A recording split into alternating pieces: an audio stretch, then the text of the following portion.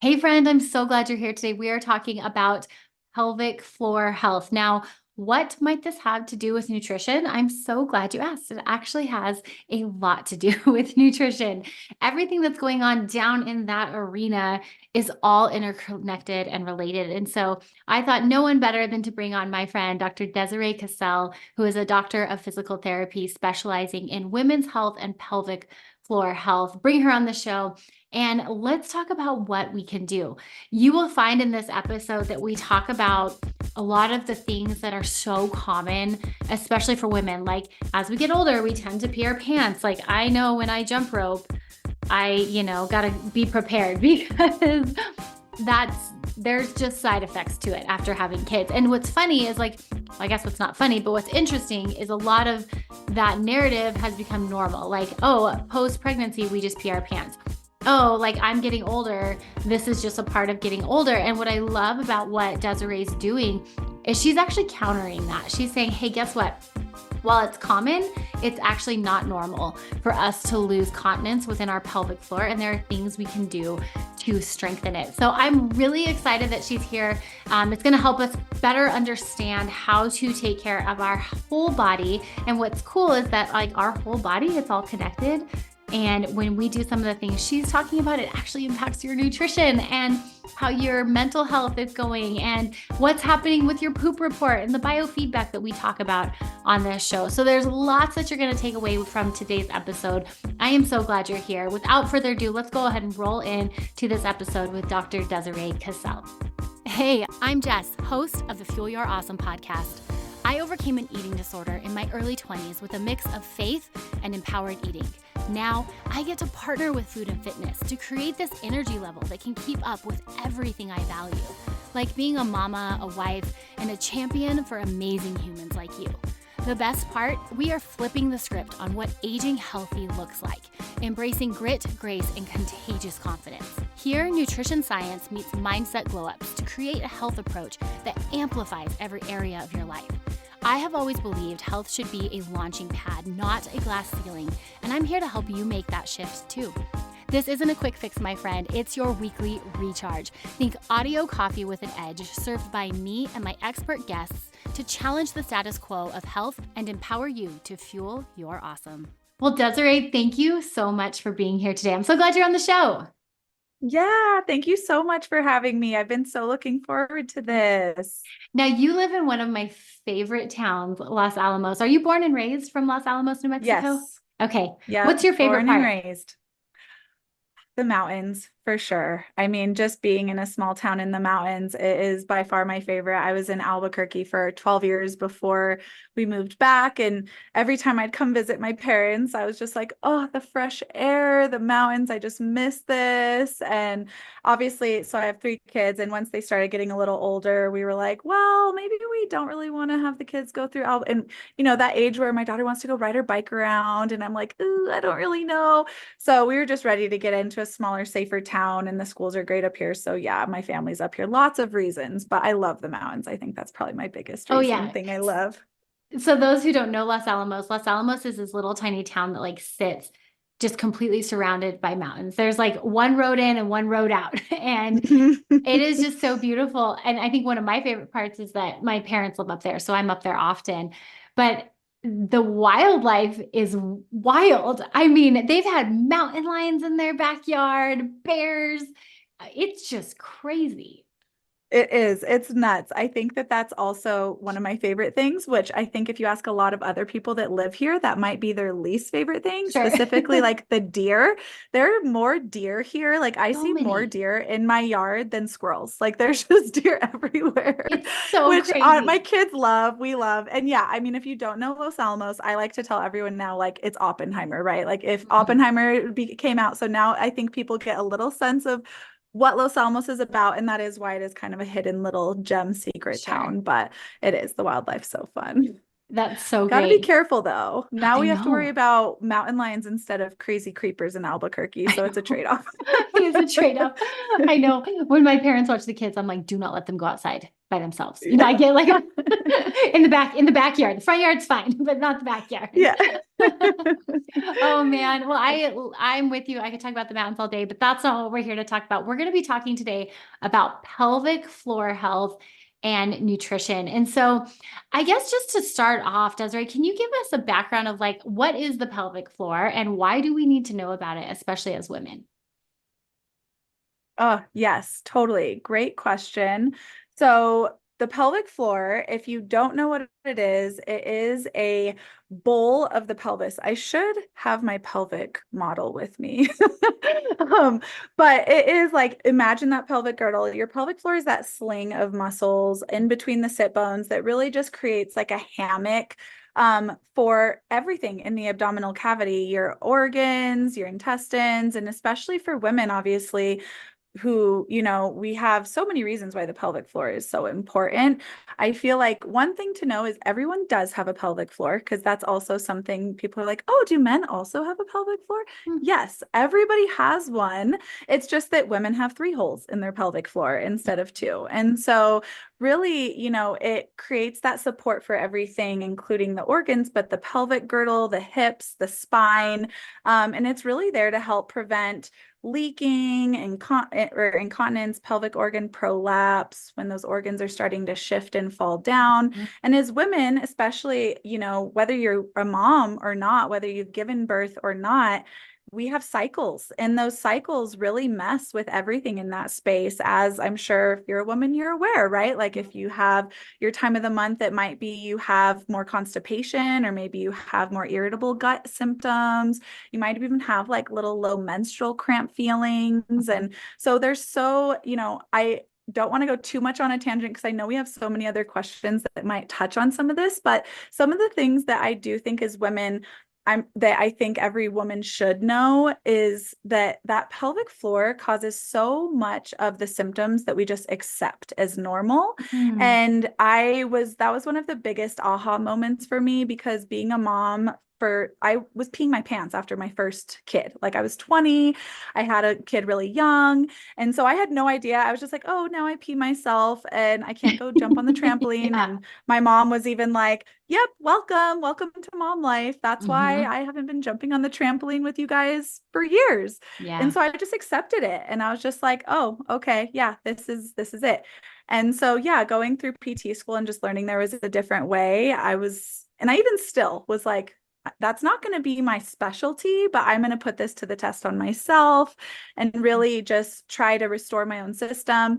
And while I was pregnant, I was able to get rid of my incontinence and my prolapse symptoms. And I thought I would at least just keep it at bay during pregnancy, but to get it to all go away was like Wow. oh, wow, this is amazing. This And everybody works. needs to know this. And, even things like menstrual cramps, like most of those menstrual cramps, if they're not just like a mild little ache and they're putting you out and down, you need a heating pad, that's abnormal. Like, even if it's Mm. common, it's not normal. And it's actually a lot of times caused because of trigger points in the pelvic floor. And Mm. so, just getting that pelvic floor to normalize and relax can reduce cramping symptoms and ovulation symptoms, improve all these amazing things, obviously reduce leaking in the obvious ones. But I think there's a lot of things we just don't even realize are associated to pelvic floor health, like UTIs and constant feeling like you have to pee all the time. And that's also stuff we can help. So it's just, it's one of those topics that once I learned about it, I was like, well, I didn't think I'd be a vagina doctor, but now I feel like I know all this stuff and I have to tell everybody. Well, I love what you said is like it's so common, but that doesn't mean it's normal. And I think that's really been the narrative with a lot of the things you were listing off is that this is just part of it. Like I'm with you. Like the first time I sneezed after having my first and I peed myself, I was like, what just happened? Nobody Yeah. told me this happens. And that was the exact response when I told the next person I saw. So I was like, I just like peed my pants while I sneezed. And they're like, oh, welcome to being a mom. Like this is what happens. And so Yep. what I love is you're giving us hope. And you're saying, like, even though this is something we all do, there are things we can do about it. So before we talk about like what we can do about it, can you tell us more about the connection between the pelvic floor and gut health? Maybe even like how this Yeah. relates to constipation? Yeah, no, definitely. So, with that pelvic floor obviously being that support for both the bladder, the uterus, and the rectum, going up into the colon, obviously, if there's so many overlaps with nutrition, but the most obvious one is that the physical anatomy is just so intimately connected, not only because of the connective tissue there and the actual anal sphincter being part of that pelvic floor, but also the nerves there in that Mhm. space. And so if you have tightness in your pelvic floor and therefore pulling or even direct tightness in your anal sphincter, that's going to cause constipation. Like that's just a very Mhm. obvious reason why it would cause constipation. And so people that do have more of type A anxiety, high prone, maybe they even find they clench their jaw, you have TMJ, like those directly, like there's a direct fascial link between the TMJ and the pelvic floor. And so if you're clenching that, it's clenching pelvic floor. Oh, And so there's wow. a lot of just tightness in the like anatomy there that makes that so intimately connected. But beyond that, right? Like if you're talking nutrition and you're eating things, I mean, things are inflammatory. And so if your gut isn't in the right state to process some of those inflammatory foods, if your gut's inflaming, because of the proximity of that colon and the pelvic floor is also sensing that inflammation, not only from the upregulation in the nervous system, but the physical inflammatory byproducts in that same space. And so if you have IBS or Crohn's or chronic constipation, diarrhea, you can pretty much guarantee your pelvic floor is struggling because it's Yeah. like, oh, I can sense this inflammation. It becomes inflamed. And we know it's a protective, like guarding response of the body to Wow. tighten. And so it just literally will tighten if things are off in the gut. And so I feel like there's just such a nutrition piece. And, this is why I was so happy to get to chat with you because if listeners don't know, I also went to UNM nutrition school before or after Jess did. So I had heard of Jess and she was already doing amazing things in the community. And so I was already a huge fan. And I just stumbled across your podcast being in a different podcasting group community that we're a part of. And I was so like, I was listening to your podcast. I was like, this is so amazing. And then I looked and I was like, wait, I know that person. That's so And funny. so it was such a cool, yeah, it was like small world. And so it's so fun to get to see that overlap. And just having that background myself with nutrition, it's something that I do really talk about with my patients Mhm. because the body, people treat it and see it so disconnected. And Oh, I so my know. big goal is just really trying to get them to see like, not only are we worried about, because, right, everyone comes to me, am I Kegel correctly? That's Yeah. their main thing. Like, that's Yeah. what they think I do. Like, you teach me how to Kegel, to give me the Kegel exercises. And that's like probably 1% of what I even do. And so it's Yeah. really just trying to get them to see, like, not only do we need that muscle to contract and relax appropriately and turn on when it's supposed to, but we need to look at the whole body as Mhm. that system. And how is that threshold? I like to refer to that threshold as like, that bucket. And our system really does just slowly stack in that bucket. And as like with nutrition, it's such a great tool to be able to reduce and lower that, increase that system threshold by anti-inflammatory foods and Mhm. sleeping and drinking enough water and stress management, like those basic pieces, because there's so much we can't control. And Right. I just feel like nutrition is one of the biggest things we can control. And so it's just so helpful to kind of see like, yeah, we need to be aware of those nutritional triggers that might upset the gut, especially if you are prone to constipation or Mhm. diarrhea or having flare-ups of IBS, Mhm. because chronic diarrhea and chronic constipation causes that anal sphincter to Mm. become tight. So then like they come work with you and they're getting all this nutrition stuff on par and they're like, my gut's doing better. I think I'm not having pain, but maybe they're still feeling constipated, or maybe they're feeling like they still have to push, but their stool is soft. Yeah. Yeah. These are things that, or small, right? Like a small diameter stool is a big indication. One, it's kind of a red flag. We want to clear that and make sure we're not looking at Sure. any, tumor masses or anything like that.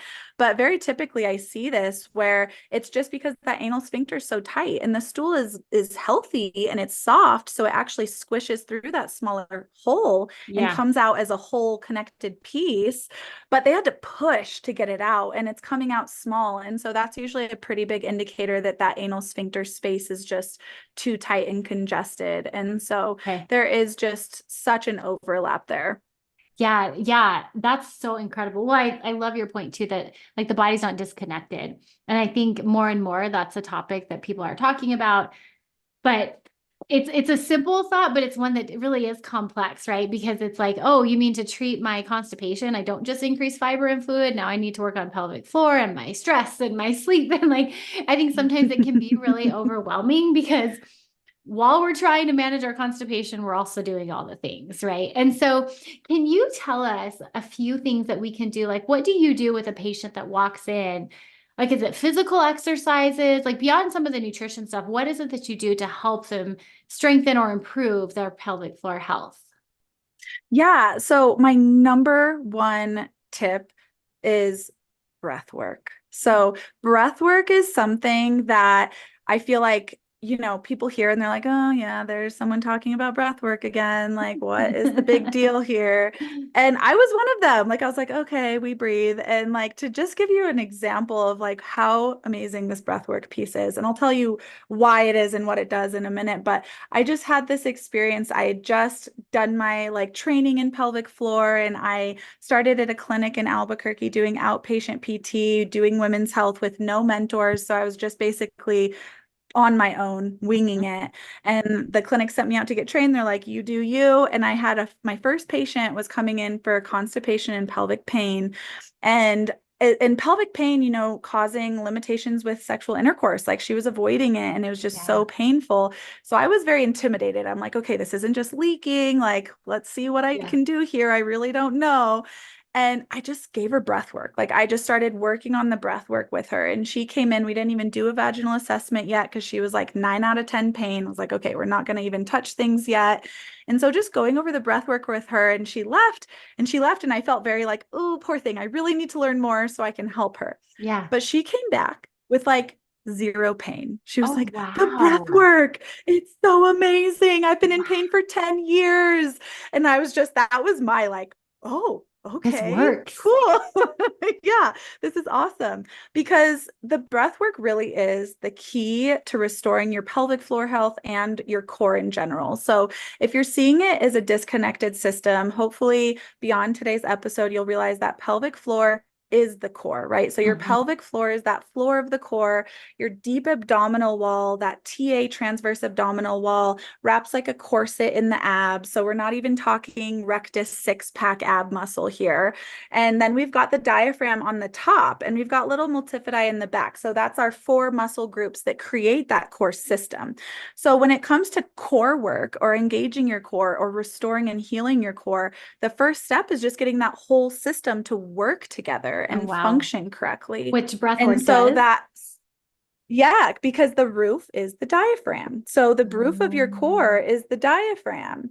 And so when you breathe, and most of us aren't even breathing correctly, unfortunately. And if you've tried breath work, you've probably heard about like belly breathing or diaphragmatic breathing. And that's that very obvious, like belly is expanding, but I like to think about, the core is like a canister, but mhm. I like to think about it like a balloon because if you were to blow into a balloon and you only saw one side of that balloon expand or the belly, Yeah. we would look at that balloon and go, that's dysfunctional. That's going to pop at Right. some point. That's not And right. so, like, even belly breathing is not normal breathing. So, the belly breath idea is good because it at least makes sure we're getting that diaphragm to engage, Mhm. which is super helpful and crucial. But beyond that, we actually really want this piston effect between that diaphragm. So, the diaphragm sits like a dome right under that rib cage. And as you inhale, it compresses and pulls that lung pressure open. So that compression of pressure should shift into the pelvic floor. So there should be like an ebb and flow piston movement with your breath. You I'm should actually literally doing this feel pelvic floor. Yeah, you as you should. describe Yeah, it. I'm going, you okay, should. whew, am I doing it right? And I see your shoulders elevating. So no, because if you are, Oh, then that's okay. too much. And that's all chest. Okay. So we actually really want it to just be like you're filling up from the bottom up. So you're trying to visualize that breath fill into your pelvic bowl first, Okay. and then your back, and then your sides, and then your belly, and then we let it come to the chest. Because yes, the chest should still expand, or you'll get really tight rib, neck pain, not good. We still want it to expand. We just want it to be the last place to expand. And the Mm. idea that I have my patients move through is really think about and be in your body. It is a sense of meditation, right? Like just listening to your breath and where is it going when you breathe? Where is it going first? Where is it going next? Where is it going after that? And then even looking deeper of where is it not going that it should be Mm. going? Because if you can't feel it in your pelvic floor, which most people, they don't at all. When I tell them to do this, they're like, what are you talking about? And then they're like, I don't feel it in my back. So usually the pelvic floor, the back, and your sides are where I find the tightness usually, Mm. especially for women who have had babies. That belly just is like, I'll take this pressure, no problem. Right. And so what we really need to think about is like, where is the breath not going? Because that's where it's tight, and that's what we need, where we need the breath to go.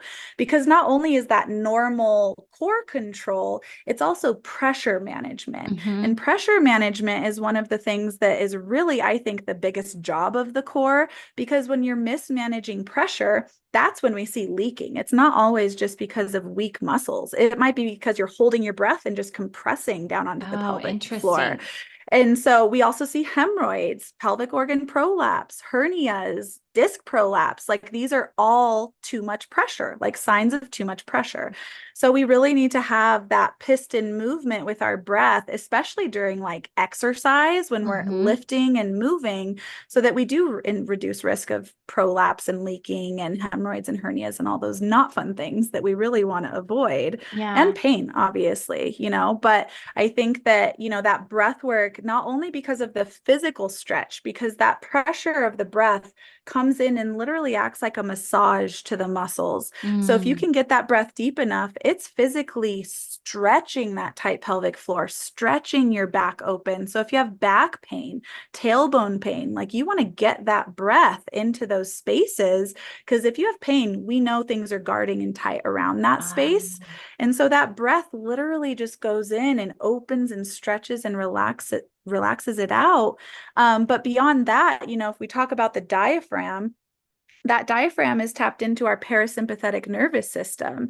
And Hmm. so when we're living in a state of stress, which most of us in this world are with the go, go, go, there's so much, even if you feel like I'm not a very stressed out person, if you're doing all the things and your mind's running a mile a minute and you check in and your breath is all right here and your belly actually sinks in when you take that deep Yeah. breath, you are in a state of stress. Your body is Hmm. in a sympathetic state. You're not digesting your food well. Like your muscles are not relaxed. So they're not going to relax to the breath if they're tight and bound up. So that parasympathetic vagus nerve through that diaphragm is like the magic sauce, because Hmm. that stimulation just chills everything out, and it allows that pelvic floor that's probably guarded to relax and accept that pressure change.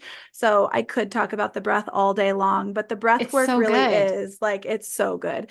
And doing it in different positions, because I think that's the other thing, right? Like if it's tight, say you have tight pelvic floor, tight back, you can practice all you want and you might feel a little after a while, but it's going to be kind of hard, because with things, having already known a muscle motor plan your whole life, and also muscles probably being tight most of your life if you've never connected to them, it's hard. So working in different positions, to try and encourage breath into certain tight spaces. So Hmm. specifically for pelvic floor, one of my favorite positions is like a deep squat.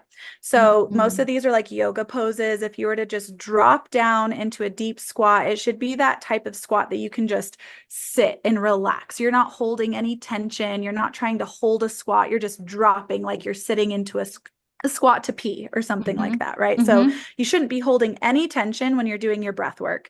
If you're getting in a position to do breath work, it needs to be relaxing. You need to be able to chill into it, relax into it. And so the deep squat is one of those ones that I feel like many of my patients finally feel that pelvic floor expansion a Mhm. little bit. Mhm. Even doing it like sitting on an exercise ball, because you get a little feedback on the perineum. So you'll actually feel the perineum go into the ball a little bit. You'll feel on the exhale, it should kind of lift off the ball because there's that ebb and flow. So that's probably one of my favorite positions. And if a deep squat is uncomfortable for you, sit on a yoga block, sit on a step. It doesn't have to be Mhm. unsupported. You just want to be relaxed while you're there. And just slow it down because I think that's the issue. People just go, and it should be a nice, slow 4 to 6 second inhale, 6 to 8 second exhale, really just letting the breath take its time to get into some of those tight spaces. But playing around with some yoga poses and seeing, I think also just reconnecting with yourself. So many of us, especially if you've had trauma, which let's be real, having babies is pretty traumatic. Yeah. And so, I mean, obviously, too, the sensitive ones like any sexual assault issues or just pelvic pain, any type of pain can make you just very disconnected on top of Mhm. already not being connected because it's kind of a taboo space. People are like, I don't even really want to talk about it, let alone touch it and look at it. Yeah. And so just getting reconnected with your body and feeling like put a hand on the vulva, take a handheld mirror and look. And you should actually see and feel that perineum kind of move towards the mirror. It's not like the belly, like you're not going to see this huge movement. And if you do, we've got other problems and you need to come see me.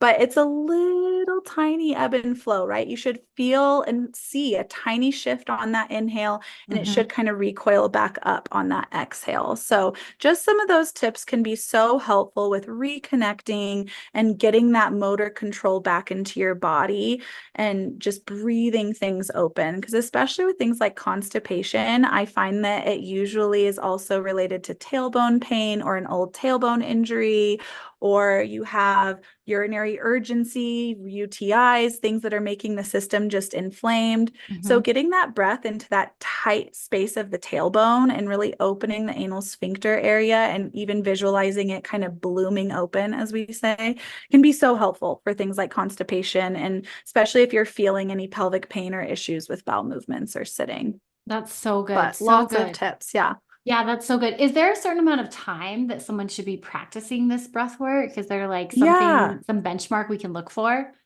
Yeah, so I like to give like the ideal scenario and then give the like realistic scenario. So, I so love it. like the ideal scenario is that we're getting 15 to 20 minutes of some like chill down yoga, stretching, breath work. I like to do it Mhm. in the evening, like moving through cat cow and child's pose, happy baby, that Mhm. deep squat, just really getting movement in the hips, in the pelvis. And the whole goal isn't just the yoga moves, because yes, if you're familiar with yoga, child's pose, cat cow, they all have, mobility pieces through the spine and the hips, which is really great. But my goal is the breath. Like, where is the breath going in that position? Can Mhm. we find the position like child's pose, especially if you have your knees together and your belly is physically compressed?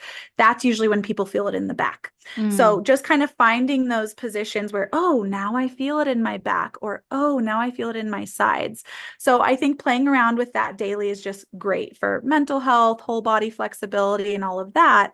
But aside from that, well, I can like adding to the best case scenario, if you're just doing that once a day, but you're breathing shallow the whole rest of your day, it's kind of pointless. Like, yes, Mm. it's going to calm your body. Yes, you're going to get some mobility, but there's no way your nervous system is relearning your breath because you're just doing it once a day. And the brain really takes a lot of annoying it to make it rewire and Mm. remap, as we like to say. But Mhm. it's such a cool piece because it does rewire and it only takes a couple weeks. So if you actually are really consistent with it, you will see that start to change. But you do have to annoy it a lot throughout the day. So I like to have what I call like body checks throughout the day. And Mhm. this is the part that I think is more realistic. So even if you don't get in the 15, 20 minutes in the evening, if just throughout the day, even if you just use stress as your trigger or pain as your trigger, just to check in, even if it's neck tension, there's three things I like to scan. I like to scan my posture and kind of reset that. I like to rescan tension. So am I clenching my jaw? My Mhm. shoulders elevated? Am I clenching my gut, my butt, anything pelvic floor? But then my breath, where is my breath? Is it in my chest? Let's take 3 nice deep breaths just to reset everything. And so Mm-hmm. at this point, I have those already, pretty mentally throughout my day. I just kind of scan and check. But for a lot of people, I have them set an alarm, like set an alarm every Mm-hmm. hour just to screen yourself. Because a lot of times people don't realize that it is just the stress at work making them clench all Mm-hmm. day, and taking that away is like, oh, now my pelvic pain's gone. Just Yeah. checking in with my breath. And so it is, I think, just that more regular check in throughout the day and just resetting your breath can be the big key. Because I have people, and they're like, I check in and it's just, I'm still breathing shallow. And I like to tell them, it doesn't matter because you checked in. That's the biggest piece. Right. Because Right. if you're breathing shallow and you checked in, you lowered it back down. Maybe you go back up when you check in, you're breathing shallow, but you lowered it back down Yeah. versus just breathing shallow all day and not checking in. Yes, it'd be nice to check in and go, oh, I'm breathing perfectly. But that's not normally the case, even for myself. And I'm thinking No. about it all the time. Like No. And stress there's, happens, things yeah. happen. And there's so many things that come with that too. And like this is kind of transitioning onto like nutrition, but it's like when you do that breath work, you're activating the prefrontal cortex, which is your decision making center of the brain. And so now not only are we engaging the pelvic floor, not only are we like loosening up that core center area like you're talking about, which is so amazing because I don't normally think of that side, but just from like the nutrition side, like now we're engaging the prefrontal cortex, which is going to help us engage in more intentional choices as we move into the next moment during our day. So what I love about the breath work is like it is so expansively like giving and it does so much for the body. But I think what I'm just loving about everything you're saying is I've never thought of it in the sense of helping my pelvic floor. And I've never thought of it in a sense of like, okay, let's breathe. I mean, that diaphragmatic breathing, I'm like remembering in yoga class when they taught me to like lift the belly first and do like that ocean roll where it goes from belly to like rib cage and then chest. Like that's something that is intentional. But like you said, for those of us that are just go, go, go, we just don't think of that. So I love the idea of these little check-ins throughout the day. And then just like to reiterate it or reinforce it, it's like, yeah, and you're also going to be giving yourself a prefrontal cortex flex as you move through that, Yes. which is super, super cool. No, so what do you do? So if breath work is one of those first steps, and we can do that. And I think that's something every listener can start doing right. I mean, as you were saying that, you saw me like you corrected me on my Yeah. shoulders, and then I'm doing my deeper breath, like, and I'm here with you doing it. So that's something I think everybody can start doing right now as they're listening to this podcast. What would be the next step for someone that would like to strengthen their pelvic floor health? Yeah. And so with that, I think even if you have some of the obvious like leaking symptoms, I think leaking is probably the biggest pelvic floor symptom people are aware of, and Mm-hmm. that they know is like, okay, give me the Kegels. What can I do to strengthen? And many times when I go do the internal assessment, so as a pelvic floor PT, if you don't know, we do internal vaginal assessments and check out what that pelvic floor muscle is doing. And most of the time it's tight. And so it's Mm, not actually usually very well. So a tight muscle isn't a strong muscle either. So there's that where it is probably weak, but it's not because it's just stretched out and lengthened and totally unfunctional. It's really more even after birth, right? Like I see women so commonly after birth and they're like, everything's just blown out. And yeah. really everything's like this, just like really guarded and Yeah. tight Like, because it that did. was It felt like horrible. it got blown apart. And so it's like, no, and it's just Yeah. so tight. And that's why Hmm. it's not functioning very well. So the breath work again helps get things open. But I think, beyond that, it is getting into either see somebody like a pelvic floor PT or starting to have that awareness if you are doing that pelvic floor contraction or Kegel correctly. Hmm. And it is working again with the breath. So I don't ever really actually like probably like 1% of the time give Kegels as an exercise, because Mm, the idea is that you're learning that breath and the coordination between that pelvic floor and breath and core system. So that my goal with all of my women is that everything is a core workout, everything is a pelvic floor mm, workout, because if you are bracing your core correctly, hmm. which is essentially like zipping up, right? So it's kind of like you're zipping up a zipper jacket, you want it to engage from the bottom up. And this is where we really look at too, like how are your abs engaging? Because with that core system, most women, especially if you kind of suck in, unfortunately, a lot of women just suck in and they'll even have like a line in their belly because you can tell they've just been holding tension there. And that's like putting a rubber band around that core. So that's just shoving pressure down. So they go to engage their abs or their core, what they think is their core, and really they're just putting that rubber band around the system. So it's more really learning and feeling for yourself. And I like to, as a self-assessment, you can place your hands stacked on your belly, one hand above the pubic bone below belly button and one hand above the belly button below your ribs, and feel like engage your core. You should feel that lower hand, then upper hand kind of sink up and in. If you feel any of that pouch out, then you're not engaging your core correctly and you are forcing pressure down into your pelvic floor and into your core. And so really just knowing like, is everything cinching up correctly? Maybe it's cinching up, but your upper abs over engaged. So it pushes pressure back down. Like we really got to get that coordination of zip everything up. And with that zip, we've got an exhale, which is a Kegel. So it gets to where you've practiced that breath work so much that when you go do the squat to pick up the heavy baby, pick up the groceries, or you're actually benching at the gym, your exhale is timed with a Kegel. So every single thing you're doing is strengthening your pelvic floor. So that's kind of my whole philosophy. I love it. I mean, so there are a few things I'm taking away from today. Number one, breath work works and it does many things. So we all need to do it like right now. Stop what you're doing, do some breath work. That works. Number two is we need to start changing the narrative that all these normal things, common things are not normal, and that we don't have to pee our pants every time we jump rope or jump on the trampoline. There is something we can do about it. And I just am so grateful for you because you gave us some stuff to really start with and get the ball rolling today. Now, you have your own podcast, and so you have tons of resources on how to help women strengthen this. So tell listeners how they can find you and get connected with you. Yeah, so I do have my own podcast called The Balanced Momtality. That's also the name of my practice. So I do have a local brick and mortar here in Los Alamos where I do in-person physical therapy, but I also do virtual coaching to anywhere around the world through that same company, The Balanced Momtality. So both my clinic and my podcast are named that the same. And I'm also on social media, Facebook, Instagram under the same Balanced Momtality or Dr. Desiree Cassell. But yeah, send me an email, reach out to me on my Facebook page. I just feel like we have so many taboo topics that like I said, once I learned all of those things, I just feel like everybody needs to know this. So the podcast is really my way of just giving out all the goodies. You can many freebie tips and tricks in there for all the things. I love it. I love it. Well, I'm so grateful for the work you're doing. Now, before we wrap up, I have one more question. Just because this is the Fuel Her Awesome show, I always like to ask when we end, what is the best way you like to fuel your awesome? And that can be metaphorical or literal.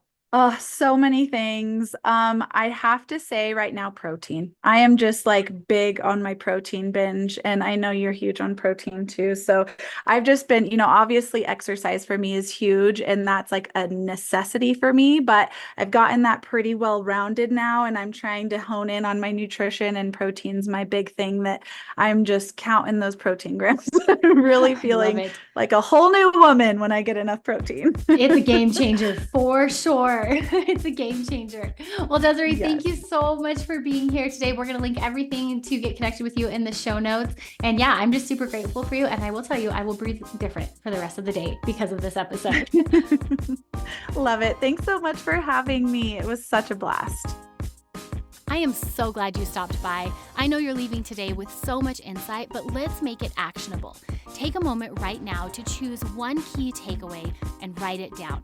Putting it in writing is the first step to making it happen. And remember, it's small, consistent changes that spark the biggest health transformations. If you're ready to dive in deeper into empowered eating, check out the show notes for free resources and details on how to connect with me and the Empowered Eating team. If today's episode lit a spark, my friend, I'd be so grateful if you'd share the love. Leave a review and tag me on social media at JessBrownRD. By spreading the message, it helps us reach even more people who need empowered eating in their life.